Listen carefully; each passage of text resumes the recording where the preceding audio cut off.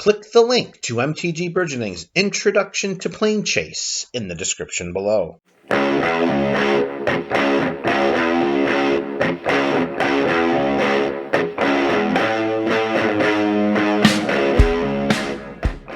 There are some planes and phenomenons in Planechase that should be added to any planar deck, as the benefits to their inclusion can be realized during any portion of a game of Magic the Gathering. Factors like life gain, free mana, direct damage, drawing cards, and deck filtering are fundamental aspects of the game. With this in mind, why would you not include Stairs to Infinity in your planar deck? Admittedly, this plane does provide all players with the static ability of no maximum hand sizes. However, your opponents do not benefit from drawing a card each time you roll the planar die. Whenever the planar die is rolled, there is a 4 in 6 chance that nothing happens. No planeswalking, no chaos ability. There is a 5 in 6 chance that rolling the planar die will result in remaining on Stairs of Infinity. And you draw a card each time you roll the planar die. If we add in the possibility of filtering the top of your planar deck, then why would you not include Kilnspire District in your planar deck? There are some planes and phenomenons in Planechase that should not be added to any planar deck, as the detriments to their inclusion hinder your chances of claiming victory over your opponents.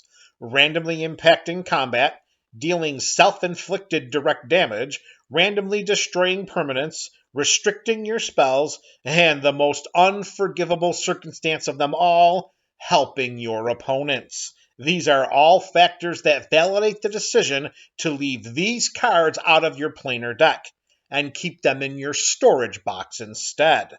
With this in mind, why would you include Mutual Epiphany in your planar deck?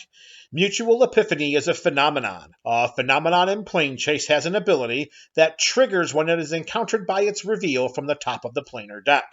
When you encounter Mutual Epiphany, each player draws 4 cards. You're in the mid to late game. Your resources have been tested. You have very few cards in your hand. Rolling the planar die, encountering Mutual Epiphany, and drawing 4 cards may seem like a godsend. However, if you are playing EDH, then you must realize that for each 1 card you draw, you are putting 1 time X cards into the hands of your opponents, where X equals the number of opponents you have. In a 4-player game, you draw 4 cards and put a total of 12 cards into your opponent's hands without limitation, restriction, or penalty, with the detriment of providing more than half a starting hand's worth of cards to each opponent.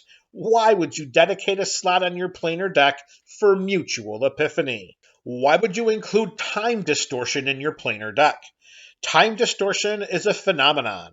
A phenomenon in Planechase has an ability that triggers when it is encountered by its reveal from the top of the planar deck. When you encounter Time Distortion, reverse the game's turn order. The only opponent this phenomenon affects in a negative way is your first opponent. In a 4-player game, that opponent will watch their opponents take at least 5 consecutive turns before they're next to play. This could lead to some bad feelings at the EDH table, and you may have a target printed on your chest that normally wouldn't be so pronounced. Additionally, slots in planar decks are important, and dedicating one of them for this phenomenon may hinder your gameplay vision as well as the themes of your decks. With these detriments in mind, why would you dedicate a slot in your planar deck for Time Distortion?